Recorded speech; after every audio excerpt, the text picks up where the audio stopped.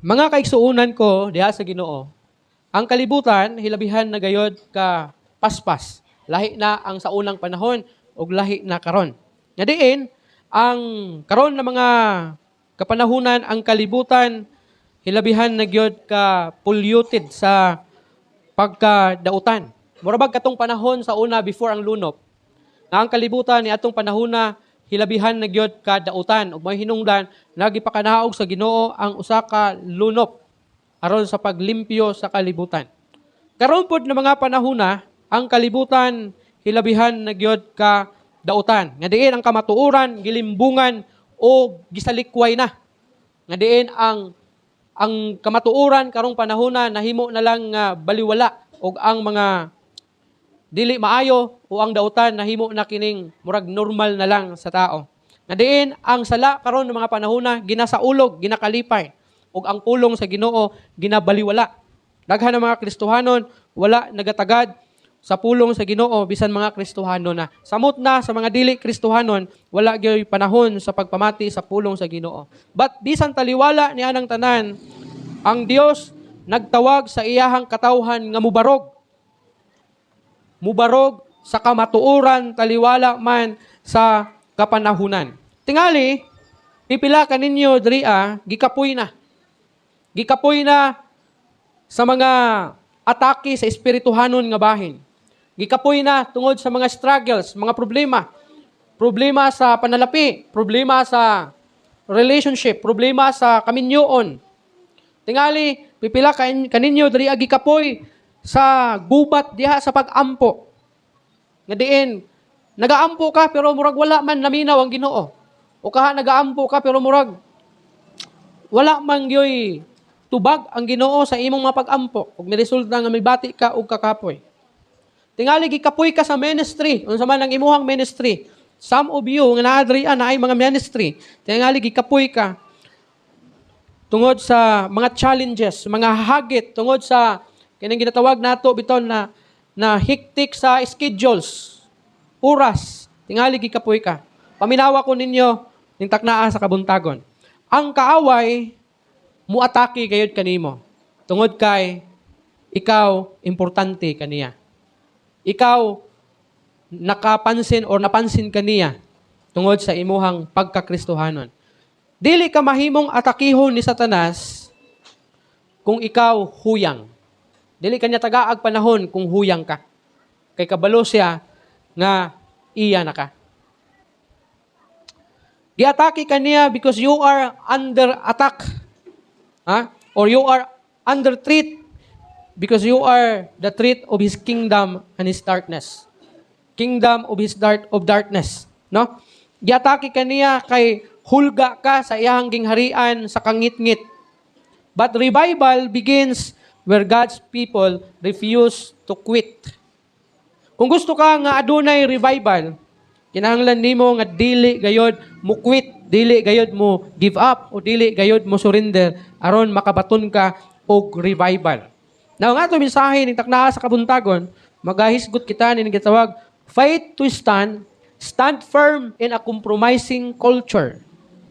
Barog nga lig-on niining makakompromiso nga kultura. Now, una, recognize the real enemy. Para makabarog ka nga lig-on, diya sa imuhang pagtuo, kinahanglan mailhan nimo si Satanas.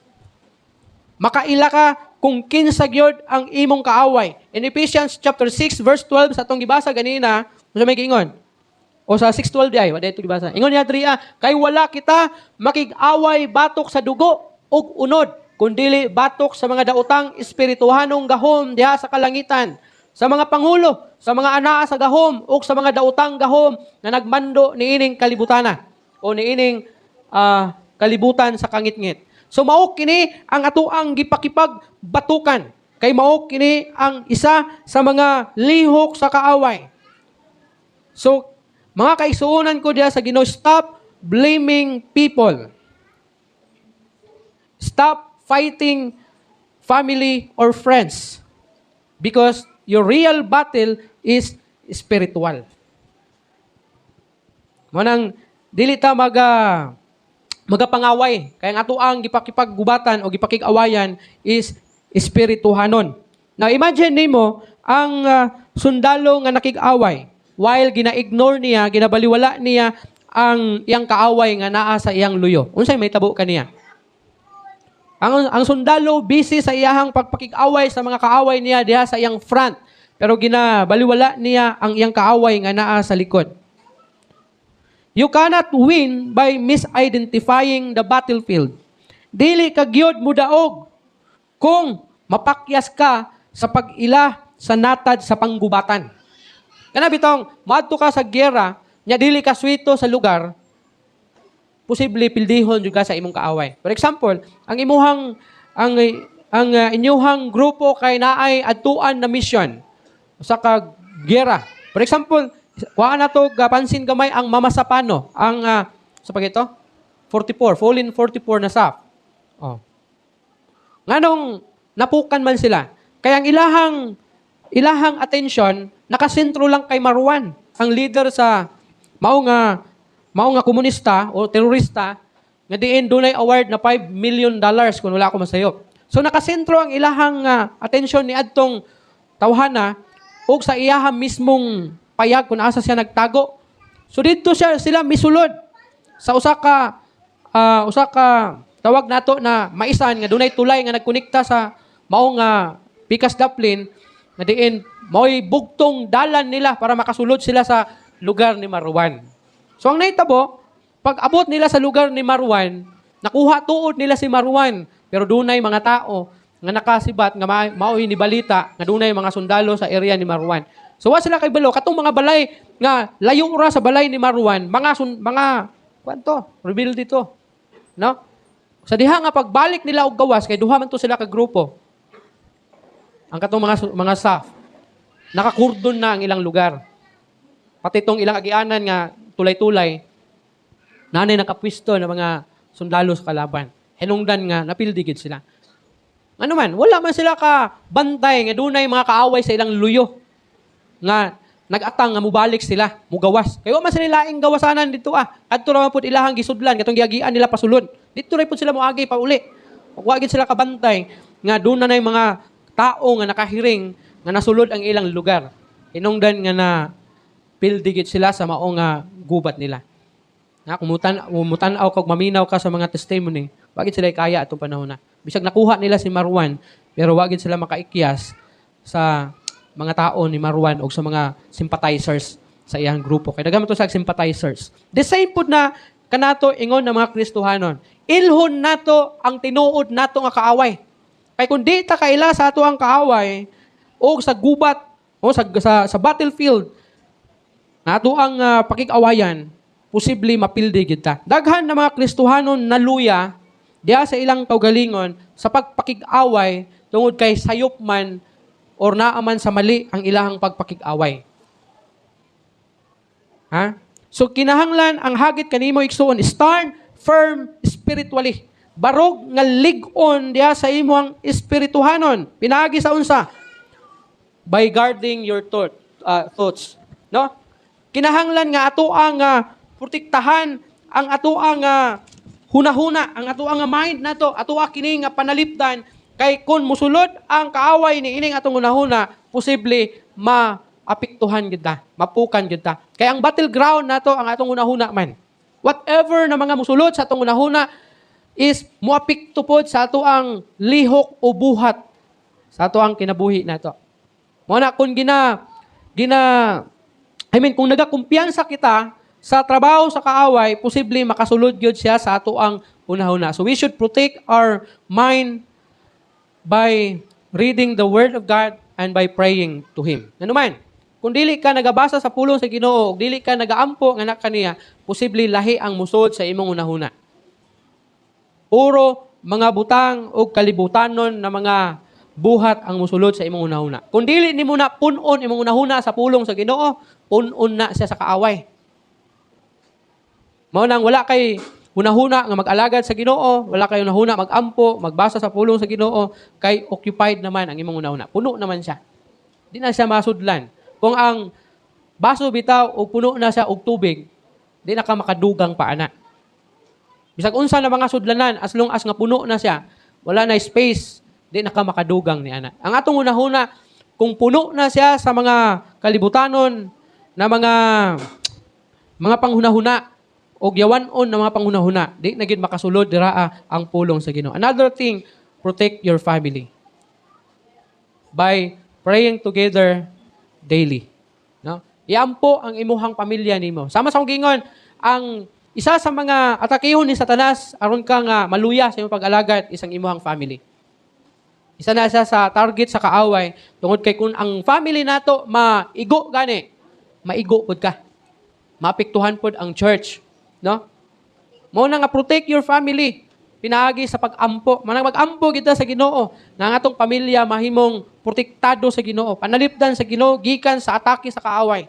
Kay mao ni ang buhaton gyud ni Satanas nga gub-on ang imong pamilya kay para maguba ang imong pag-alagad sa Ginoo. Another thing, protect your ministry by protecting your integrity. Kung naa ka sa ministry, protektahi ang imong integrity. Daghan na mga Kristohanon, daghan mga nag-alagad sa Ginoo, nag-serve sa Ginoo, nga daot ang integrity. Ha? Daot ang integrity. Gani sa unang panahon nga dili pa ko pastor, naay mga simbahan nga nagapili og mga dikon, mga diakono. Ha? Nagapili og mga diakono nga diin nagasunod kuno sa Biblia. Kay sa Bible man God, sa unang iglesia adunay 7 ka diakono. Og dunay mga simbahan nga nagasunod ani nga mubutang og 7 ka deacon dira sulod sa simbahan. But the problem is, ang uban ani for the sake lang nga dunay deacon, bisag wala na mao ang kinabuhi, gibutang diha sa mao nga posisyon kay para makumpleto ang 7 ka deacons. Mao nang naay mga deacon kaniadto nga akong nakita, magtaking pa og lapad.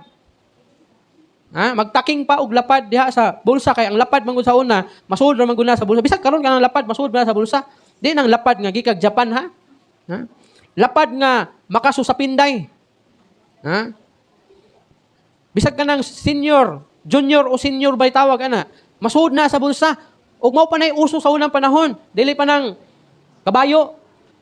Ha? Wala pa nang kabayo sa una. Naa na ng lapad. So masuod na sa bulsa. So ang ginahimo sa uban sa una na mga dikon, ako nahibalaan, pakitaan ako, kung wala sa simbahan, nagataking og lapad. Suod sa bulsa. Maayo ba na siya nga lang taon? Napod ko yung nahibaluan na pastor. Muinom og ilimnong makahubog. Ano man? Nag-istoryahan na yun eh. Young people pa ko that time, pero pastor na siya that time. Sa sakua. Inom ta. Palitag, kuan. Red horse ba ito? Beer. Ano ako nga. Pastor man ka. Inom di ka. Asa nga. Muinom. Ano ko nga naman. Ingon man ang Bible nga, inom og jutayng bino. Tambal sa sakit sa kuto-kuto. Ano ko nga. Sakit na imong kuto-kuto.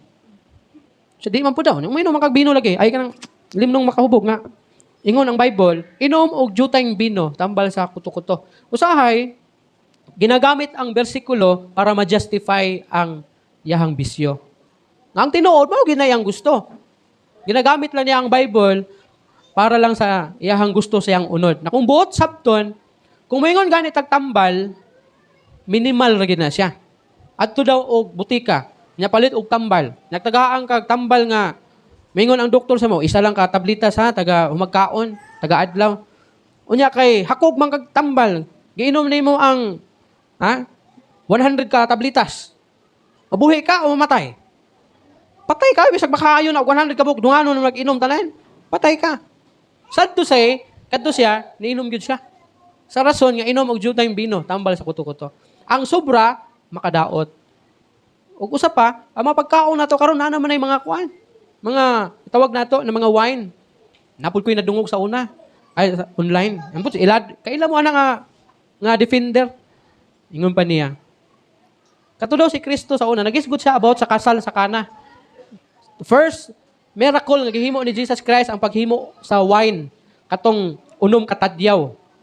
When tagtadyaw, mo siya drum no, puno siya og tubig nga gihimong wine ni Jesus Christ. Ingon pa niya, katong usa ka defender sa iyang grupo niya. Lupigan pa daw sila ni Jesus Christ. Kay mo inom daw to si Jesus Christ, tinadyaw ang yang inumon. Akong una-una, matay, gihimo pang palahubog si Kristo para lang ma-justify ang iyang pagkapalahubog. Akong una-una, lahi magutong wine sa una, ug lahi magutong wine. Ang wine manggod, kung maggamit ta og wine nga pulong, naay hard ug naay light. Kanang mga ginatawag nato wine na i-display panahon sa Pasko. Kahubog na na. Diba? 2% naman sigurong kuan ana. Kanang iyang tawagan ni ana. Alcohol niya. Oh. Katong gihimo ni Jesus Christ, wine, gitawag to wine, wa man giingon dito nga makahubog to. Wine to nga ginaipis panahon sa kasal.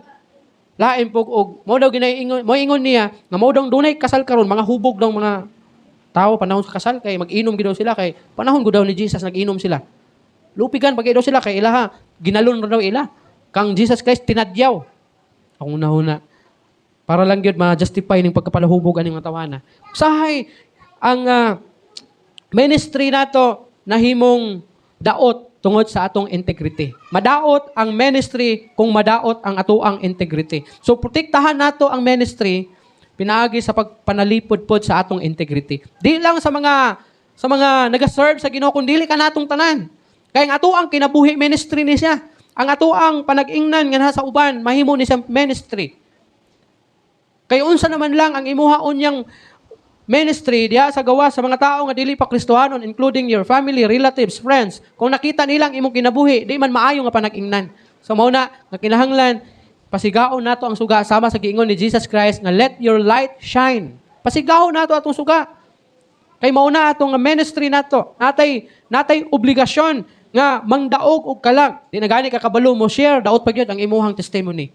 No? Mo nay subo nga daot na ang imong dinagani kakabalo mo sangyaw sa pulong sa Ginoo, wala pa gyud kay maayo nga testimony. Ikaduha, put on the full armor of God.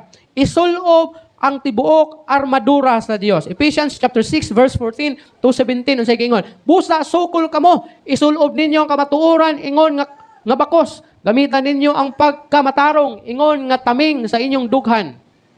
O isulob ninyo ingon nga sapatos ang pagkakanunay andam sa pagsugilon sa maayong balita may tungod sa kalinaw nga gihatag sa Dios.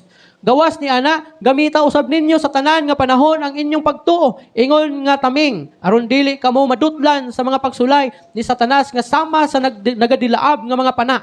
O gamitan ninyo ingon nga kalo ang nahuptan ninyong kaluwasan. Gamita usab ninyo ingon nga espada ang pulong sa Dios nga gihatag sa Espiritu Santo aron ikasukol batok sa kaaway.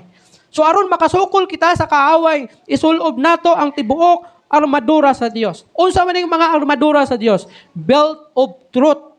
Kinahanglan dili kita mubiya sa kamatuoran. Kay kung mubiya ka sa kamatuoran, masudlan ka sa kaaway, maigo ka sa pana sa kaaway. Breastplate of righteousness. Ang imuhang nga salipot sa imong dughan nga mao ang pagkamatarong. Mao nang ato ang integrity tarungon nato. Bantayan nato ang atong integrity. Nga dili ta masawayan sa ato ang mga silingan. Dili ta masawayan diha sa atong mga kauban na mga magtotoo. Dili ta masawayan sa atong mga minahal sa kinabuhi. Another thing, shoes of the gospel of peace. Ang ebanghelyo sa kalinaw o ang sapatos sa ebanghelyo sa kalinaw. Kinahanglan ato kining isulob. Ingon nga nagadala sa mensahe sa kaluwasan, shield of faith, taming sa pagtuo. Nga ang atong pagtuo dili gayud mahimong dili gayud nimo nga mahimong biyaan o talikdan ang imuhang pagtuo. Another thing, helmet of salvation, ang kalo sa kaluwasan kinahanglan nimong isulob.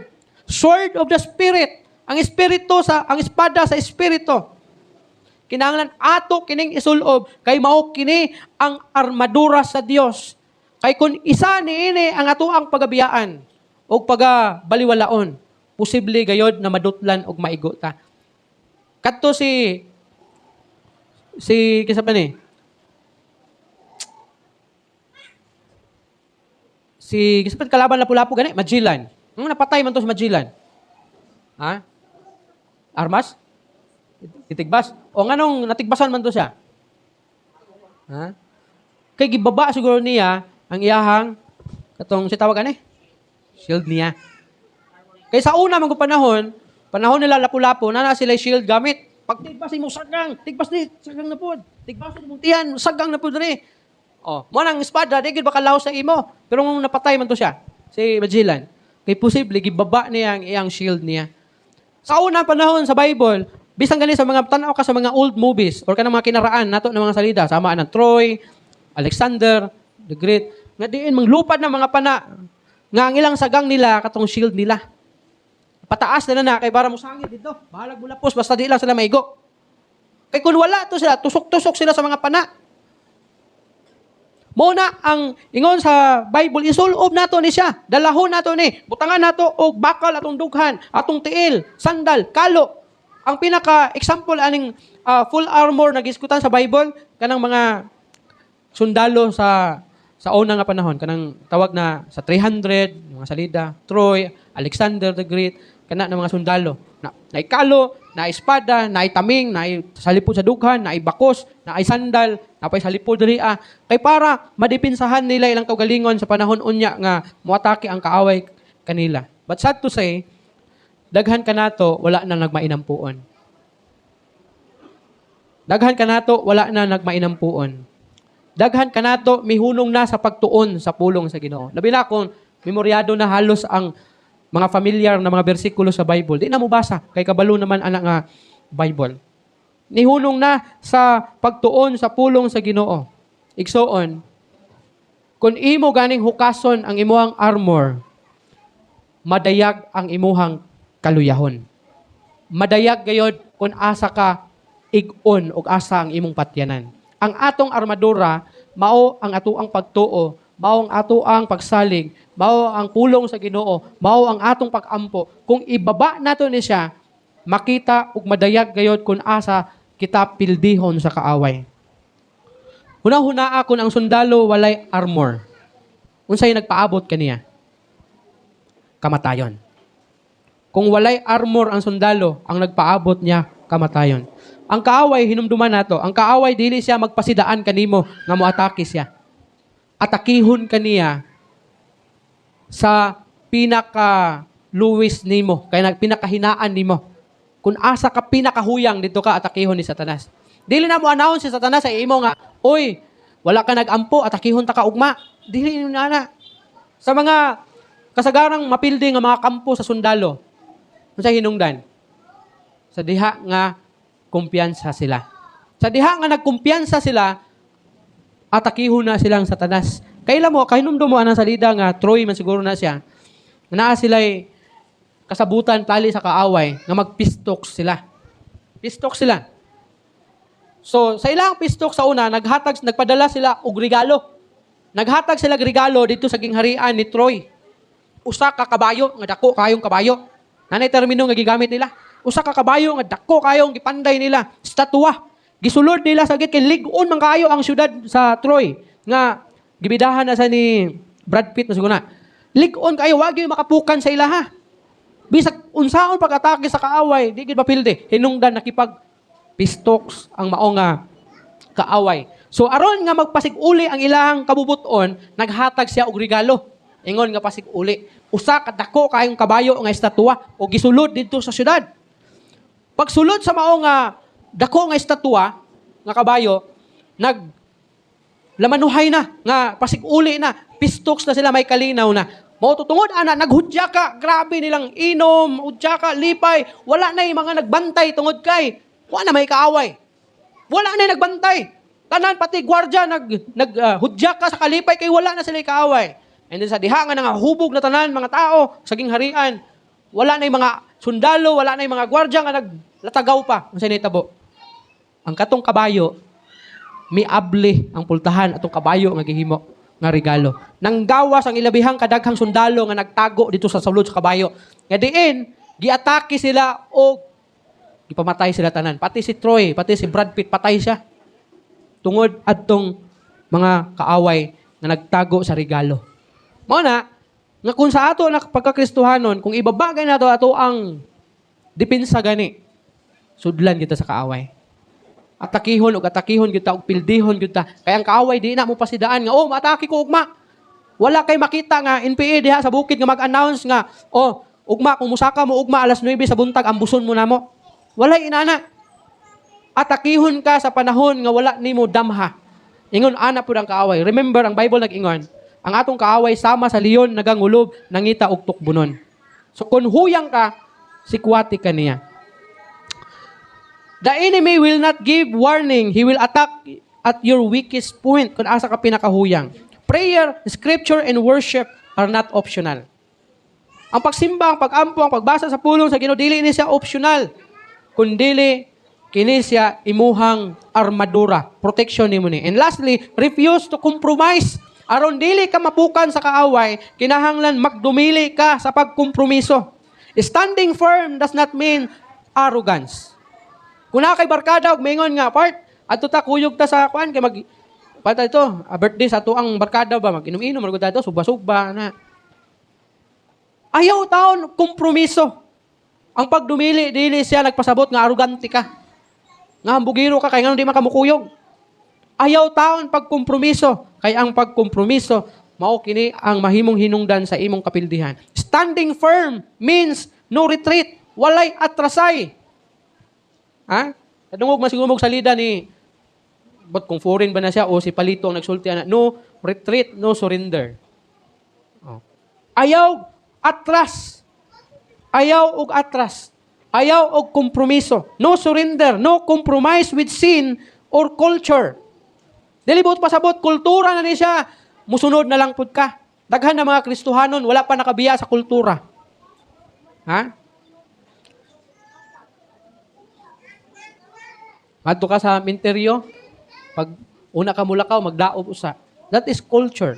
Dili ka manilhig og gabi kayo sa man tawag ana, mawa ang panalangin. Daghan og mga tuo-tuo, mga kultura, ayaw kompromiso ana. Ingon pa ang James chapter 4 verse 7, submit yourselves therefore to God. Resist the devil and he will flee from you. Busa, pag masinugtanon kamo sa Dios, suklin ninyo ang yawa ug mudagan siya. See, kinahanglan nga musukol kita sa atong kaaway nga si Satanas. Kay kung mo kompromiso ka sa iya, nagpasabot ka na, nagpasakop ka sa iya. O kay nagpasakop ka man sa iya, mo resulta sa imong kapildihan. Revival is birth in hearts that refuse to compromise. Kung gusto ka magmadasigon, magsugod ni diya sa imong kasing-kasing nga nagdumili sa pagkompromiso. Do not let culture dictate morality. Dilibot pasabot nga ang kalibutan karon panahon na kay uso na sa ilaha ang kining mga gitawag nato budots-budots. Musabay na lang pud ka kay mao man ang kalibutan. Uso sa mga uso ron. Ha? Dilibot pasabot nga uso ang vape karon. Musabay na lang pud ka kay labang ka ni Satanas ang immoral karon ug ang dili moral o ang ang mga sala karon nahimo na ng moral. Okay na. Okay ra mag-vape kay di man na makadaot pero wa mo masayod. Ang vaping gi-block na siya sa uban ng mga Southeast Asia kay napamatud-an nila nga grabe na maka-apekto sa imong health nimo. Dili sa Pilipinas wala pa na siya kay negosyo man god. Mao na refuse to compromise. Dilibot pasabot nga uso okay ra na. Ha, dunay approve ang Ginoo ana dili. Do not let convenience define obedience. Ayaw itugot nga kung asa tong sayon, mao'y muhulagway sa imuhang pagtuman. Nga kung asa to'y mas dali, mao'y imuhang sundon o tumanon. Mga kaigsuunan ko diya sa Ginoo, before ta manguli, stand by your marriage. Barog sa imuhang kaminyoon, stand for your children. Stand for your marriage, stand for your children. Stand for your faith. Stand for your calling. Because the enemy wants you passive. Gusto sa kaaway, nga dili ka mulihok. Gusto sa kaaway na wala kay buhaton. But God wants you intentional. Ang gusto sa Ginoo, nga tuyuon yun nimo nga mubarog, maningkamot, musukol. Remember, sa usa ka lighthouse. Ang lighthouse, di niya mahatag ang iyahang purpose kung palong ang iyahang suga. The same pud na sa imong pagkakristohanon. Dili nimo mahatag ang imong purpose ingon na Kristohanon kung gakompromiso ka sa sala o sa lihok sa kaaway. Be a beacon. Stand in your place and shine in your darkness. Siga diha sa kangit-ngit nimo.